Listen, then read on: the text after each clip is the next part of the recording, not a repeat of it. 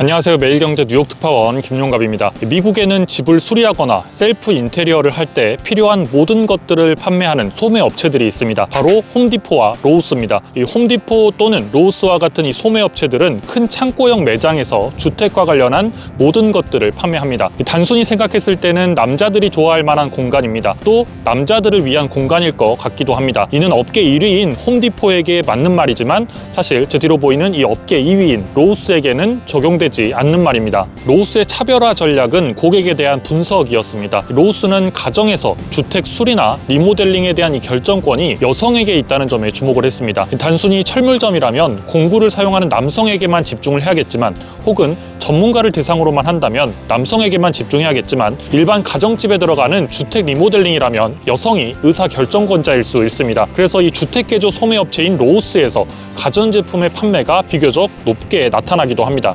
오늘은 여성에게 주목하는 전략으로 주택 개조업계에서 성공한 로우스에 대한 이야기를 준비했습니다. 주택 개량 소매업체 업계의 1위는 홈디포지만 역사는 이 업계 2위인 로우스가 더 깁니다. 홈디포는 1978년에 시작이 됐지만 로우스는 1921년 미국 노스캐롤라이나의 작은 마을에서 이 철물점으로 시작이 됐습니다. 루시우스 스미스 로우가 노스캐롤라이나주 노스 윌크스버러의 노스 윌크스버러 하드웨어라는 이름으로 첫 매장을 열었는데요. 처음에는 철물점이었는데 일부 건조식품이나 담배, 식료품도 판매를 했습니다. 그리고 1940년에 이 창립자인 로우가 세상을 떠나고 아들이 이 철물점을 인수하게 되는데, 그리고 처남에게 이제 동업을 제안하게 됩니다. 결국 창립자인 사위인 이 칼 부칸의 손에서 1946년 오늘날의 로우스가 탄생을 하게 됩니다. 1945년 제2차 세계대전이 끝난 시점에 이 칼 부칸은 건설 산업이 극적으로 성장할 것이라는 예상을 하면서 주택 개량 제품 판매에 집중을 합니다. 전쟁이 끝나고 군인들이 돌아오면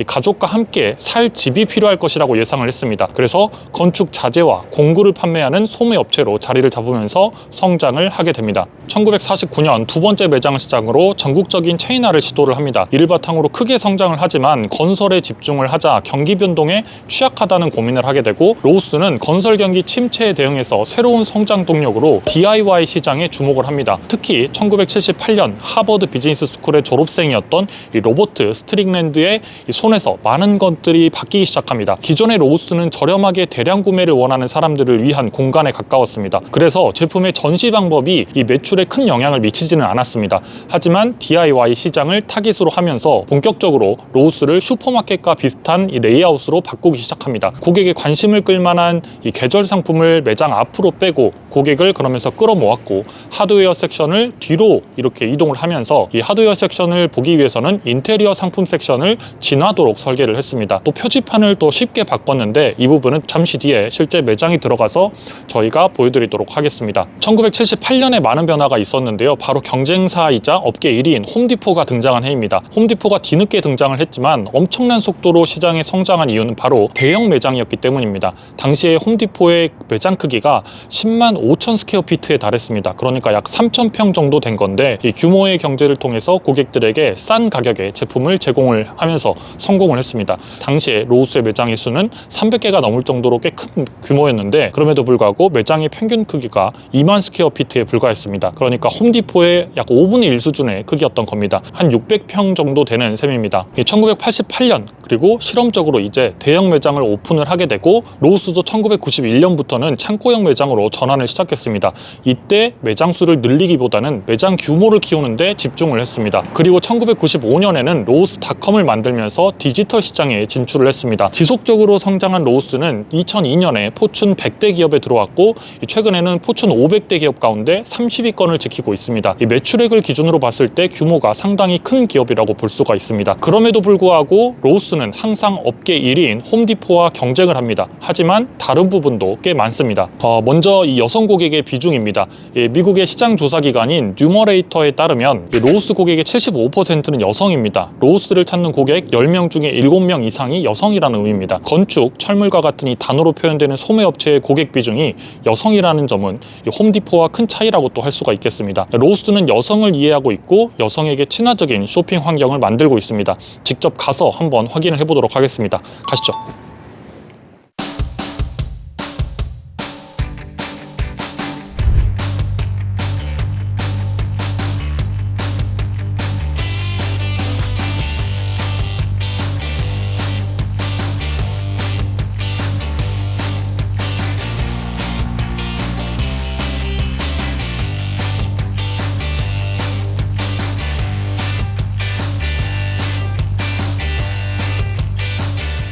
카페는 확실히 좀 가벼운 거 많이 팔죠. 들어오자마자 있는 게 지금 휴지, 그 다음에 방향제 같은 것들. 확실히 그 홈디포는 바로 제일 앞에 들어왔을 때 공간에 이런 제품들이 있진 않거든요. 좀 더 그 남성 타겟팅으로 하는 고객 제품들이 좀 많이 있긴 하더라고요. 물론 여기도 있습니다, 당연히.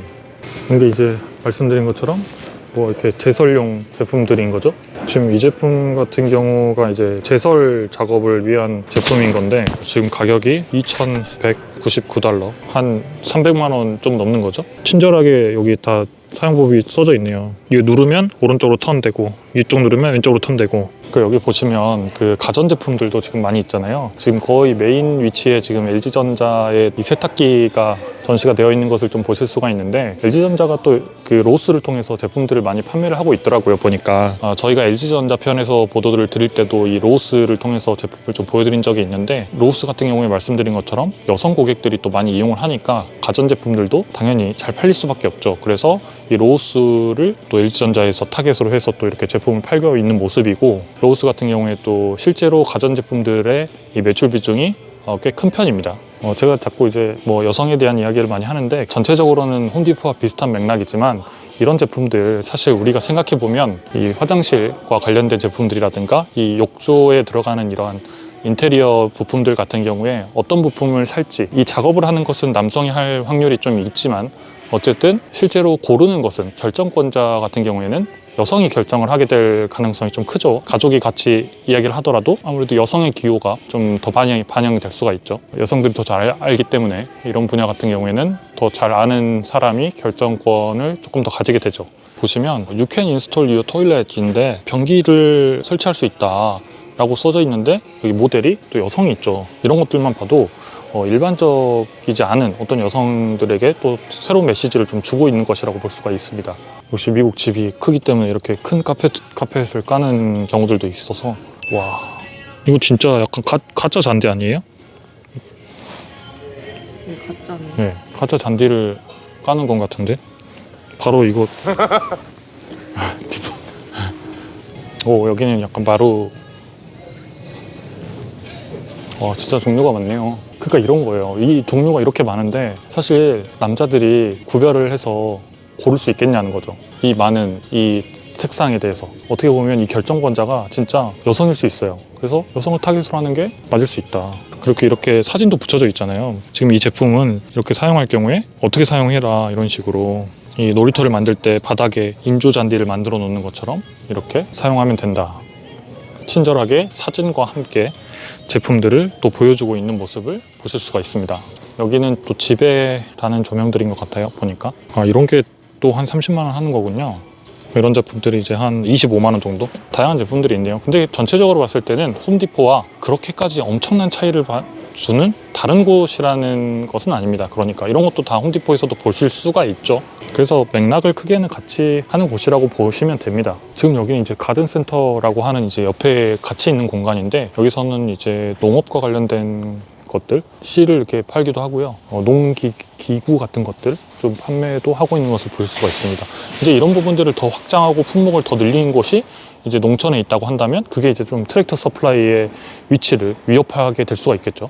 여기는 색깔 뭐 디테일하게 다 고를 수 있나 보네요. 의자에 무슨 색을 칠할지 디테일하게 내 의자의 색을 이렇게 정해서 칠할 수 있는 거죠. 이 로스의 차이점이 이제 여성 고객의 비중이 좀 높다는 점인데, 이 로스 같은 경우에 여성 고객의 마음을 읽고 또 평가를 했다고 할 수 있을 정도로 여성들에게 친화적인 모습들을 보이고 있는데요. 여성에게 주목을 하는 이유는 간단합니다. 사실 여성들이 실제 소비에 있어서 굉장히 큰 영향력을 발휘하고 있기 때문인데, 아무리 전통적으로 남성 중심의 제품이라고 여겨지는 이 분야라고 해도 실제 소비 결정에는 여성이 또 관여를 하게 됩니다. 그러니까 우리 집의 인테리어를 누가 결정했는지, 혹은 화장실의 이런 인테리어들 누가 결정을 하는지, 핵심적인 역할을 누가 했는지 생각을 해보면 당연한 결과이기도 합니다. 이 주택 수리와 리모델링에 있어서도 이 결정의 80%를 여성이 좌우를 하기 때문에, 그래서 로스도 여성에게 또 집중을 했습니다. 또 여성들의 이 DIY 선호도 자체가 좀 올라간 부분도 있는데요. 실제로 미국의 한 주택 건설 기업이 미국 여성 900명을 대상으로 설문한 결과를 보면 이 미국 여성의 93%가 DIY 경험이 있고, 또 여성이 주로 바꾸는 공간은 이 침실, 욕실, 주방, 거실입니다. 그러니까 배수구를 뚫고 새로운 가전제품을 또 설치를 여성들이 하기도 합니다. 동시에 여성 10명 중에 9명은 주택 개선을 하는 이 과정에서 해당 소매업체를 방문을 하는데요. 그리고 10명 중에 4명이 또 여전히 이 직원들에게 남자들과는 매우 다르게 대우받는다고 느끼기도 합니다. 또 일부는 도움을 청할 때 바보처럼 느껴진다 이런 대답을 하기도 하더라고요. 그런데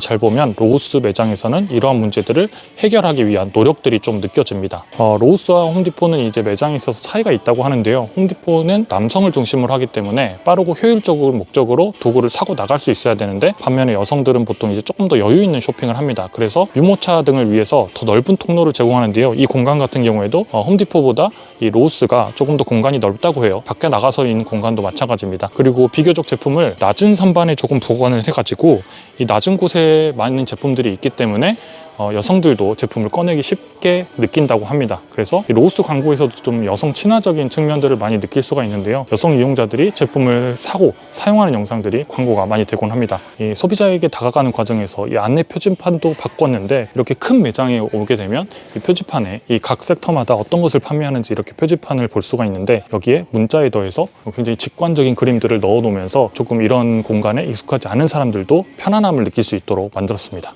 그리고 이 이제 로우스의 소득 측면을 보면 고객들을 볼 때 중산층이 주로 이용을 하는 곳인데요. 이 부분도 역시 홈디포와 약간 좀 비슷합니다. 그래서 가계 소득이 한 4만 달러에서 12만 5천 달러 수준에 있는 중산층들의 고객 비중이 로우스 고객의 48%에 달합니다. 그리고 그 소득이 그 이상인 경우가 한 31%, 그러니까 전체 고객의 한 80% 정도가 중산층 이상이다라고 하는 겁니다. 이 홈디포가 전문가들을 또 대상으로 하는 효율적인 판매를 하고 있다면, 이에 반해서 이 로우스는 이 DIY 소비자들을 사로잡고 있습니다. 이런 작은 것들, 전문가보다는 이렇게 개인들이 좀 할 수 있는 이 정도 가격대의 제품들이 좀 많이 전시가 되어 있고요. 이런 것들을 통해서 DIY 소비자들을 사로잡고 있다, 이런 말씀을 좀 드리는 겁니다. 그래서 DIY 시장이 커질 때 로우스가 더 큰 수혜를 입게 됩니다. 이 부분은 이 로우스가 DIY를 결정했던 것처럼 보다 더 이 안정적이고 지속 가능한 사업 모델이라는 장점을 또 부여하는 측면이기도 합니다. 또 여성 고객들이 많다 보니까 가전제품의 또 판매도 앞서 말씀드린 것처럼 많습니다. 그리고 또 최근에는 이제 다양한 접근을 통해서 또 변화를 꿈꾸고 있는데, 예를 들면 농촌에 위치한 어떤 로우스 매장 같은 경우에 변화를 하고 있는데요. 농촌에 위치한 매장에서는 농가에 필요한 모든 것들을 한 번에 살 수 있는 곳을 만들겠다, 이런 계획을 또 내놓고 있습니다. 그래서 농촌 매장에서는 작업복이라든가 어떤 동물용 제품들,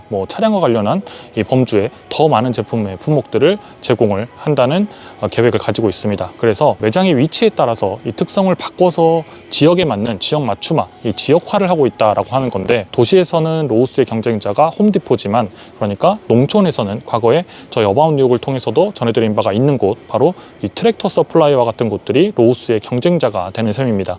로우스는 홈디포와 마찬가지로 팬데믹 시기에 급성장을 했습니다. 집에 머무는 시간이 많아지면서 사람들이 집을 수리하고 또 집을 개선했습니다. 이에 2020년 저점 대비해서 팬데믹 기간에 주가가 50% 이상 치솟았습니다. 하지만 그 이후에 고금리 시기, 이 주택시장의 불경기에도 불구하고 주가가 나빠질 것이라는 예상과 달리 그렇게 크게 폭락하지는 않았습니다. 최근에도 오히려 주가는 크게 봤을 때 상승을 하고 있는데요. 최근 분기 실적을 보면 조정 주당 순이익이 2.99달러를 기록을 하면서 전년 3.06달러와 비교해서 2% 감소했습니다. 지난해 3분기에 동일 매장 매출이 1.1%가 감소를 했는데요. 이 월별로 보면 8월과 9월에는 동일 매장 매출이 전년 대비 감소세가 이어졌지만 10월에는 개선되는 모습이 나타났습니다. 이 부분은 허리케인 헬렌과 밀턴의 피해를 입은 사람들의 이 주택 개선 수요가 반영된 것으로 보이는데요. 이 로우스의 CEO는 허리케인으로 인한 이 피해자들에게 안타까운 마음을 표현을 했고, 그러면서 이 허리케인 관련 실적을 제외하더라도 예상보다 실적이 조금 더 좋았다라고 하면서 강력한 온라인 매출과 소액의 이 야외 DIY 프로젝트 덕분이라고 평가를 했습니다. 통상 미국의 자연재해가 발생하면 이 주택 피해로 이어지고, 이는 홈디포와 로우스에 대한 수요 증가로 이어지곤 합니다. 로우스는 주택 개선 소매업체지만 홈디포와 달리 여성 고객들에게 더욱 친화적인 곳입니다. 이 전문 고객의 비중은 홈디포보다 낮지만, 반면 이 DIY에 초점을 맞춰서 개인 고객의 충성도가 또 높기도 합니다. 최근에는 농가에서 트랙터 서플라이와 경쟁하는 이 지역 맞춤형 매장으로 변하고 있고, 또 디지털 부문에 중점을 두고 있습니다. 최근 미국의 금리 인하 기대감이 줄기는 했지만, 미뤄두던 이 중산층들의 주택 수리 및 개선에 대한 수요가 나타난다면 로우스가 수혜를 영향을 입을 수가 있습니다. 오늘 방송 역시 이 로우스 주식에 대한 종목 추천을 드리는 방송은 아니라는 점 또 말씀을 드립니다. 오늘 영상 재밌게 보셨다면 매경 올가을부 구독과 좋아요, 댓글까지 부탁드리겠습니다. 감사합니다.